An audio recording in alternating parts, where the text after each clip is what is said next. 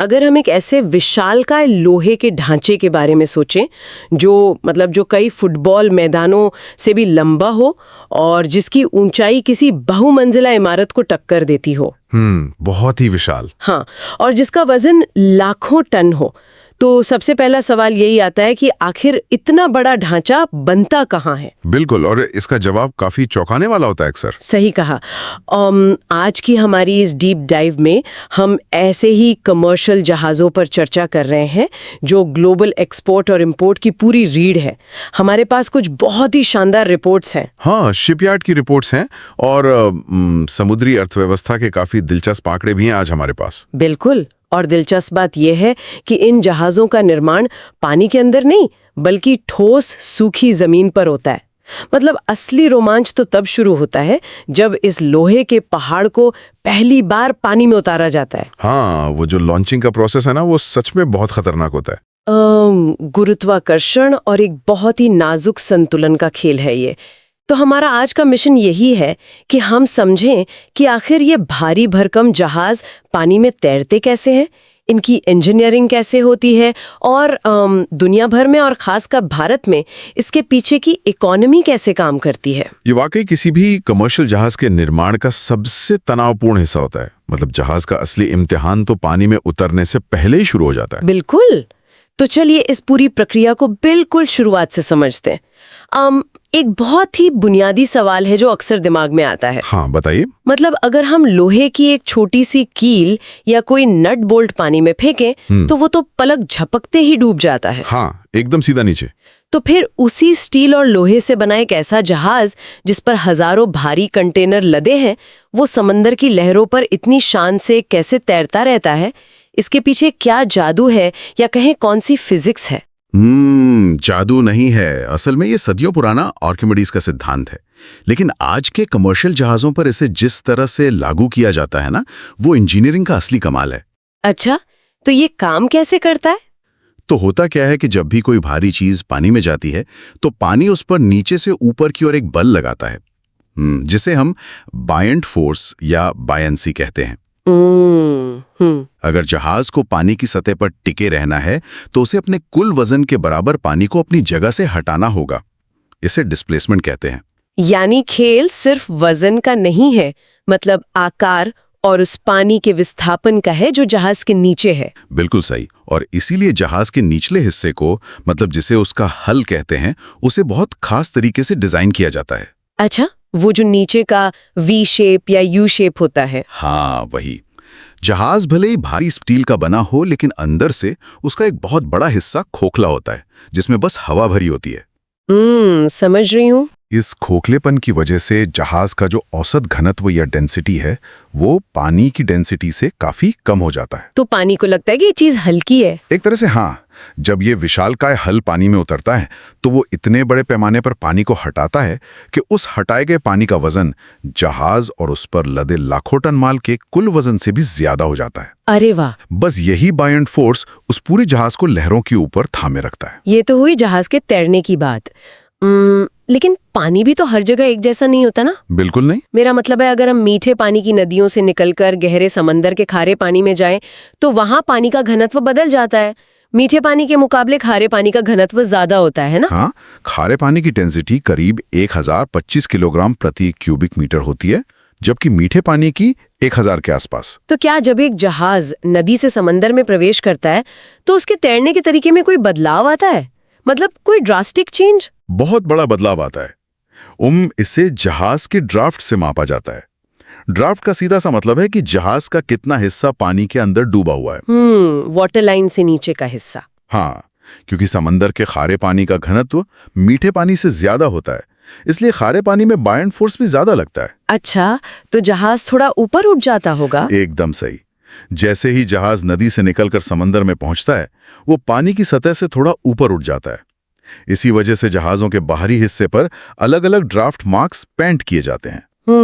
ताकि कप्तान को पता रहे। हाँ, ताकि नाविकों को पता रहे कि अगर वे मीठे पानी में जा रहे हैं तो जहाज थोड़ा और नीचे बैठेगा और उन्हें उसी हिसाब से कार्गो का वजन कंट्रोल करना होगा। ये जानकारी तो नेविगेशन के लिहाज से बहुत अहम लगती है, खासकर जब जहाज किसी उथले पानी या बंदरगाह के करीब हो। बिल्कुल। वहां तो एक एक इंच का हिसाब रखना पड़ता है। इसी से जुड़ा एक पॉइंट मैंने धेंपे कॉलेज में शिप बिल्डिंग टेक्नोलॉजी पर हुए एक सेशन के नोट्स में पढ़ा था। वहां एक बहुत ही अजीब से शब्द का जिक्र था, स्कॉट इफेक्ट। ओ हाँ, स्कॉट इफेक्ट। ये सुनने में किसी जिम की एक्सरसाइज जैसा लगता है। लेकिन जहाजों के मामले में ये क्या बला है? स्कॉट इफेक्ट असल में जहाज के लिए एक बहुत ही खतरनाक स्थिति हो सकती है। होता यह है कि जब कोई भारी जहाज उथले पानी में काफी तेजी से आगे बढ़ता है तो जहाज के निचले हिस्से और समंदर के तल के बीच की जगह बहुत कम रह जाती है। पानी को निकलने की जगह नहीं मिलती। बिल्कुल, जहाज के नीचे से जो पानी गुजर रहा है उसे निकलने के लिए जगह कम मिलती है, तो उस पानी की स्पीड अचानक बहुत तेज हो जाती है। और जहां स्पीड तेज होती है वहां दबाव कम हो जाता है। यहां बर्नौली का सिद्धांत काम करता है। इस कम प्रेशर के कारण जहाज नीचे की ओर खिंचने लगता है। अरे बाप रे। हाँ, मतलब उसका ड्राफ्ट अचानक बढ़ जाता है और वो पानी में और गहराई तक बैठ जाता है। ये तो बहुत डरावना है। मतलब सोचिए, कप्तान को लग रहा है कि नीचे काफी पानी है, लेकिन जहाज की अपनी ही गति उसे समंदर के तल की तरफ खींच रही है। सही कहा। यही कारण है कि जहाजों में बेहद आधुनिक रडार और सोनार नेविगेशन सिस्टम लगे होते हैं। ताकि उन्हें नीचे के सरफेस का पता रहे। हाँ, कप्तान को न सिर्फ समुद्र की गहराई पर नजर रखनी होती है, बल्कि अपनी स्पीड को भी इस तरह से कंट्रोल करना होता है कि स्काउट इफेक्ट के कारण जहाज का निचला हिस्सा किसी चट्टान या समुद्र के तल से ना टकरा जाए। खैर, चलिए मान लेते हैं कि नेविगेशन सिस्टम ने जहाज को नीचे टकराने से बचा लिया। लेकिन जहाज के ऊपर जो लाखों टन माल लदा है उसका क्या? मतलब खासकर अगर वो एक ऑयल टैंकर है। ये सोचना ही रोंगटे खड़े कर देता है कि लाखों गैलन कच्चा तेल एक जहाज में भरा है और समंदर में भयंकर तूफान आ गया है। वो एक बहुत ही क्रिटिकल सिचुएशन होती है। मेरा मतलब है, अगर हम एक साधारण सा उदाहरण ले, बिना ढक्कन वाले एक कप में लबालब चाय भरकर दौड़ने की कोशिश करें तो चाय छलकने लगती है और हमारा पूरा संतुलन बिगड़ जाता है। बिल्कुल, चाय इधर उधर गिरती है। तो इतने बड़े पैमाने पर ऑयल टैंकर के अंदर जब तेल हिलता होगा तो उससे तो पूरा जहाज ही पलट जाना चाहिए। और ऐसा हो भी सकता है। समुद्री इंजीनियरिंग में इस खतरे को फ्री लिक्विड इफेक्ट कहा जाता है। Free liquid effect? हाँ, तरल पदार्थ की अपनी एक गतिज ऊर्जा, मतलब काइनेटिक एनर्जी और इनर्शिया होता है। जब जहाज लहरों के थपेड़े खाकर डगमगाता है तो टैंक के अंदर भरा लाखों टन तेल एक तरफ से दूसरी तरफ जोर से झटके मारता है। वो एक भारी पेंडुलम की तरह काम करता होगा। एकदम सही पकड़ा आपने। अगर उस तेल को बेरोक टोक एक साथ एक दिशा में बहने दिया जाए तो वो जहाज के सेंटर ऑफ ग्रेविटी को इतनी बुरी तरह शिफ्ट कर देगा कि जहाज तुरंत पलट जाएगा, कैप्साइज हो जाएगा। तो फिर इंजीनियर्स इस विनाशकारी ऊर्जा को कैसे रोकते हैं? मतलब तेल को हिलने से तो नहीं रोका जा सकता ना? पूरी तरह तो नहीं रोका जा सकता, लेकिन उसकी ऊर्जा को तोड़ा जरूर जा सकता है। इसके लिए कंपार्टमेंटलाइजेशन की तकनीक इस्तेमाल होती है। अच्छा, छोटे हिस्सों में बांटना? हाँ, एक ऑयल टैंकर के अंदर एक विशाल खाली टैंक नहीं होता। पूरे ढांचे को छोटे छोटे डिब्बों में बांट दिया जाता है, जिन्हें बल्क हेड्स कहते हैं। तो ये किसी एक बड़े भगोने की जगह मधुमक्खी के छत्ते जैसी संरचना बनाने जैसा हो गया। ये बहुत ही सटीक उपमा है। जब तेल इन छोटे छोटे डिब्बों में बटा होता है तो उसके पास हिलने और एक साथ झटका मारने के लिए बहुत कम जगह बचती है। तरल पदार्थ की जो मोमेंटम या काइनेटिक एनर्जी है वो छितर जाती है। ये तो बहुत ही स्मार्ट डिजाइन है। और सिर्फ इतना ही नहीं, पर्यावरण और सुरक्षा के लिहाज से एक और बहुत बड़ा कदम उठाया गया था। 1991 के आसपास इंटरनेशनल मैरीटाइम ऑर्गेनाइजेशन ने एक नियम बनाया। हाँ, मैंने इसके बारे में रिपोर्ट्स में देखा था, डबल हल डिजाइन वाला नियम। बिल्कुल, उन्होंने सभी टैंकरों के लिए डबल हल डिजाइन या मिड लेवल हॉरिजॉन्टल सेप्टम अनिवार्य कर दिया था। डबल हल का मतलब है कि जहाज के ढांचे के अंदर एक और ढांचा, दोहरी परत। हाँ, इसे आप एक जहाज के अंदर मौजूद दूसरा जहाज कह सकते हैं। तेल उस अंदरूनी ढांचे में भरा जाता है और बाहरी हल और अंदरूनी हल के बीच खाली जगह छोड़ी जाती है। तो इसका फायदा यह है कि अगर जहाज टकरा जाए तो तेल नहीं गिरेगा। एकदम सही। अगर जहाज किसी चट्टान या आइसबर्ग से टकरा भी जाए और उसकी बाहरी परत फट जाए तो भी तेल समंदर में नहीं फैलेगा, क्योंकि वो अंदर की सुरक्षित परत में बंद है। ये तो काफी सुरक्षित लगता है। लेकिन एक और सवाल है, जब जहाज अपनी मंजिल पर पहुंच जाता है और वो सारा तेल उतार देता है, तब क्या होता है? क्या मतलब? मेरा मतलब है, एक विशालकाय ढांचा जिसका ज्यादातर वजन अब खत्म हो चुका है, वो तो समंदर में खाली गुब्बारे की तरह हल्का हो जाएगा ना?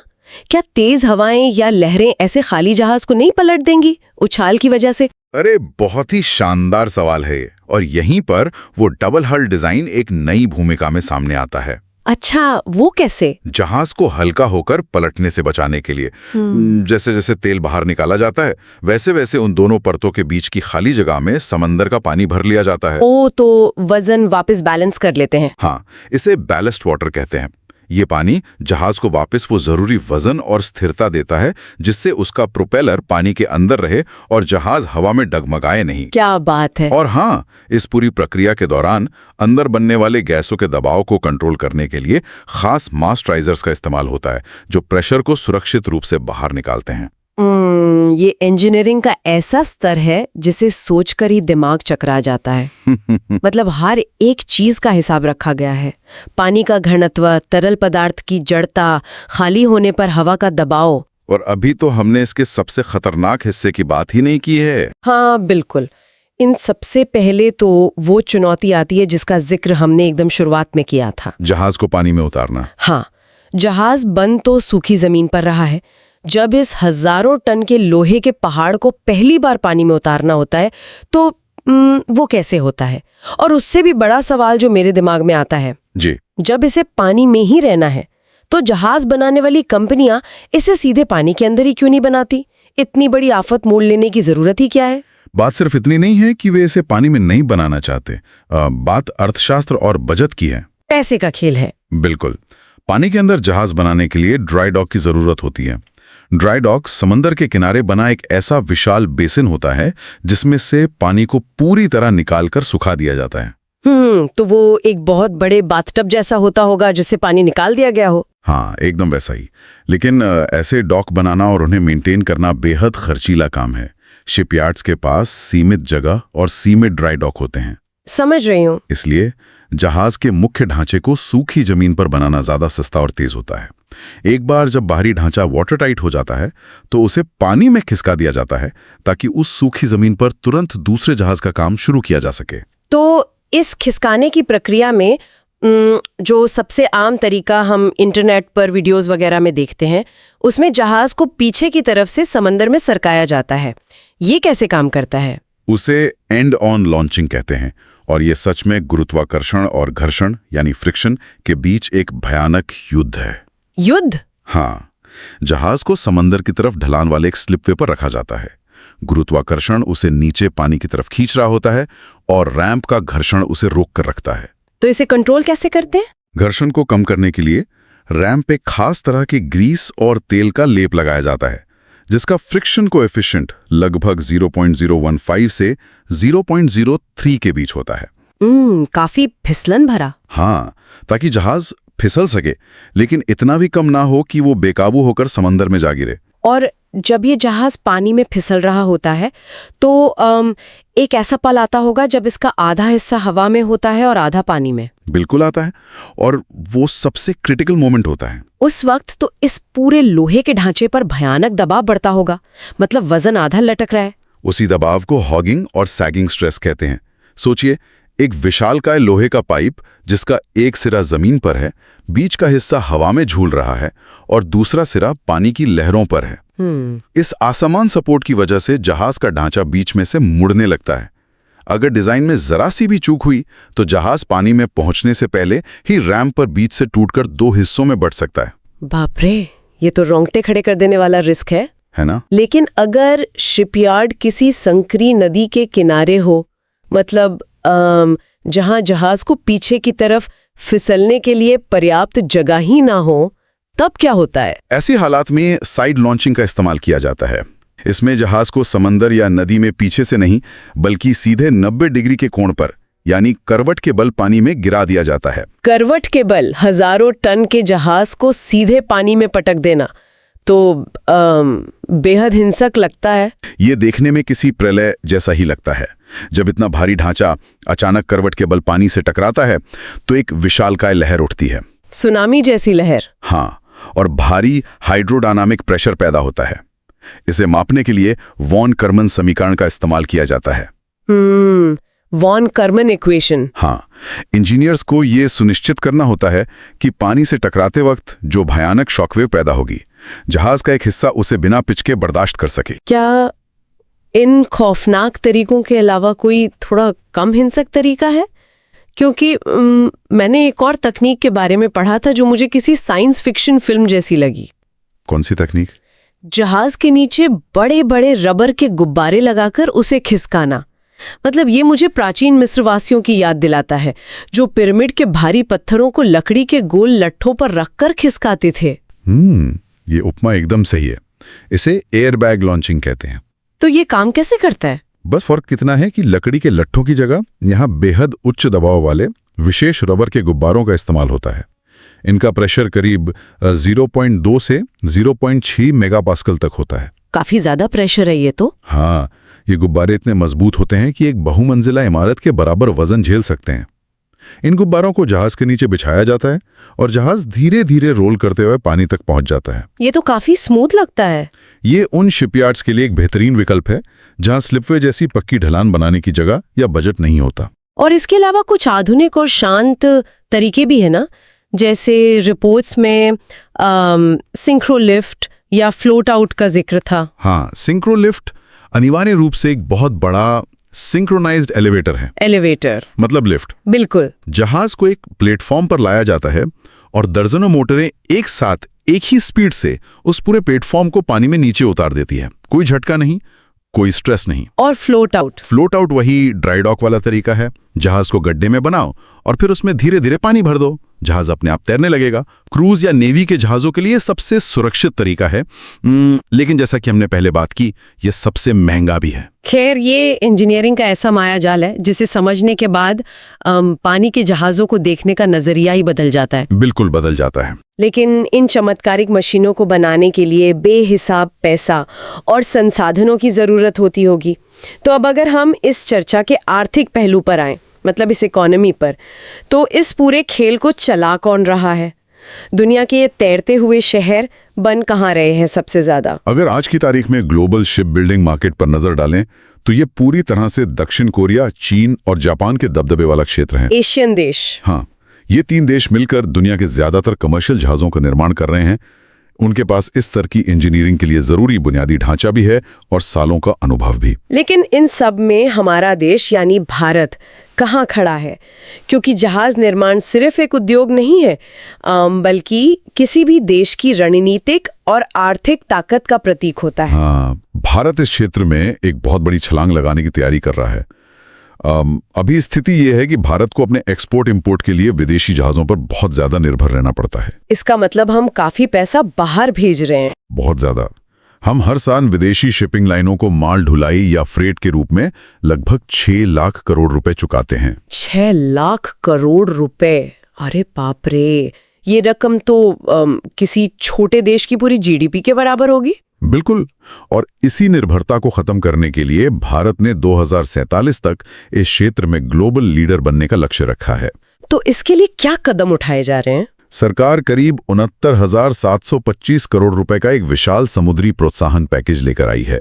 इसके अलावा 25,000 करोड़ रुपए का मैरिटाइम डेवलपमेंट फंड भी तैयार किया गया है। ये तो बहुत बड़ा इन्वेस्टमेंट है। हाँ, इसका मकसद सिर्फ शिपयार्ड्स को पैसा देना नहीं है, बल्कि देश के भीतर एक ऐसा पूरा इकोसिस्टम तैयार करना है जहां जहाज के छोटे पुर्जों से लेकर बड़े इंजन तक सब कुछ यहीं बने। उदाहरण के लिए तमिलनाडु में 30,000 करोड़ रुपए की लागत से एक नेशनल शिप बिल्डिंग पार्क विकसित किया जा रहा है। ये तो भविष्य की बात हो गई।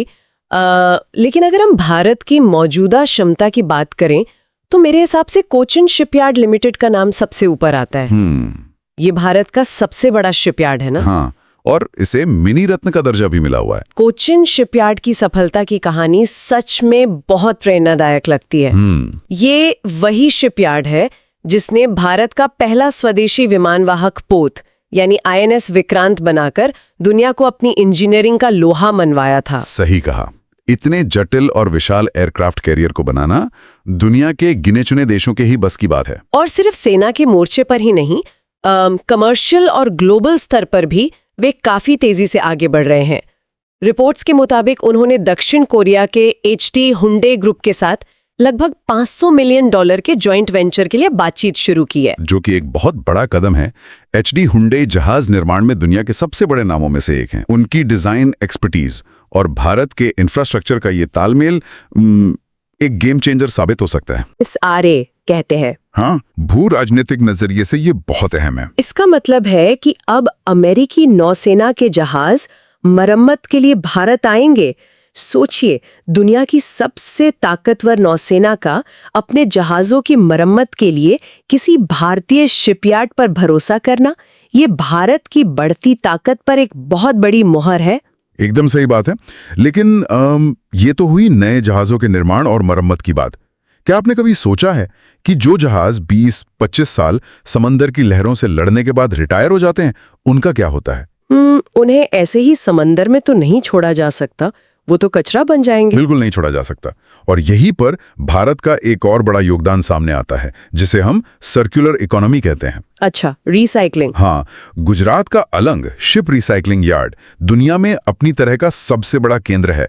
अलंग? हाँ, मैंने सुना है इसके बारे में। रिटायर्ड जहाजों को यहाँ लाकर बेहद सावधानी से काटा जाता है और उनके लाखों टन स्टील को फिर से इस्तेमाल के लिए निकाला जाता है। तो एक तरह से वो पुराने जहाज नया रूप ले लेते हैं। बिल्कुल। और इसे बढ़ावा देने के लिए एक ship breaking credit note scheme भी लाई गई है। इसके तहत पुराने जहाज की जो स्क्रैप वैल्यू होती है, उसका करीब 40% हिस्सा नए जहाज बनाने के लिए क्रेडिट के रूप में दिया जाता है। ये तो इकोनॉमी और पर्यावरण दोनों के लिए बेहतरीन है। तो अगर हम इस पूरी चर्चा को एक जगह समेटने की कोशिश करें, तो एक कमर्शियल जहाज का सफर सिर्फ लोहे की चादरों और वेल्डिंग तक सीमित नहीं है। बिल्कुल नहीं। ये आर्किमिडीज के सिद्धांत और पानी के घनत्व के बीच का खेल है। ये लाखों टन तेल को डगमगाने से रोकने के लिए बनाए गए मधुमक्खी के छत्ते जैसे ढांचे की कहानी है। और खतरनाक लॉन्चिंग का विज्ञान भी है। हाँ, सूखी जमीन से समंदर में फिसलते वक्त गुरुत्वाकर्षण और घर्षण की उस रस्साकशी का नाम है, जहां एक छोटी सी गलती जहाज के 2 टुकड़े कर सकती है। और अंततः ये अरबों डॉलर की एक ऐसी वैश्विक अर्थव्यवस्था है जिसमें भारत अब सिर्फ एक दर्शक नहीं बल्कि एक प्रमुख खिलाड़ी बनने की ओर तेजी से बढ़ रहा है। सच कहूं तो अगर हम इन जहाजों के आकार और इनके पीछे की फिजिक्स को समझ लें, तो समंदर में तैरता हुआ हर एक कमर्शियल जहाज उम्मा इंसान की असीमित कल्पना और इंजीनियरिंग का एक जीता जागता अजूबा नजर आता है। बिल्कुल सही कहा आपने। लेकिन इन अजूबों की कहानी यहीं खत्म नहीं होती। सोचने वाली बात है कि हमने गुरुत्वाकर्षण को मात दे दी, पानी की डेंसिटी का विज्ञान समझ लिया और भारी भरकम जहाज को लहरों पर टिकाना भी सीख लिया। तो आगे क्या? आगे ये कि जो रिपोर्ट्स हम देख रहे हैं वे एक बहुत अलग भविष्य की ओर इशारा कर रही हैं। तूतीकोरिन पोर्ट पर बन रहे ग्रीन हाइड्रोजन के प्रोजेक्ट्स हों या अलंग में पुरानी जहाज़ों की रिसाइकलिंग, ये इस बात का इशारा है कि आने वाले समय में सबसे बड़ी इंजीनियरिंग चुनौती जहाज़ों को और बड़ा या और भारी बनाना नहीं है। तो असली चुनौती क्या होगी? चुनौती ये होगी कि क्या हम ऐसे जहाज बना सकते हैं जो सिर्फ समंदर पर तैरे ही नहीं बल्कि पूरी तरह से इको फ्रेंडली हों। क्या अगली पीढ़ी के जहाज पूरी तरह से अपना खुद का एक सेल्फ सस्टेनिंग इकोसिस्टम बन जाएंगे जो बिना प्रदूषण फैलाए चलें और खत्म होने पर पर्यावरण में घुल जाए? ये एक ऐसा विचारोत्तेजक सवाल है जिस पर हमें आगे चलकर जरूर सोचना होगा। और इसी दिलचस्प सवाल के साथ हमारी आज की ये डीप डाइव यहीं संपन्न होती है। देखो दुनिया, इसके राज को जानो, हर एक इन्वेंशन की स्टोरी पहचानो। कैसे चलती है मशीन, क्या है मोशन का फंडा, क्लियर होगा अब हर concept. No more tension, no फिकर, come on physics to boy. Knowledge की दुनिया में a new discovery, physics to boy. Let's unravel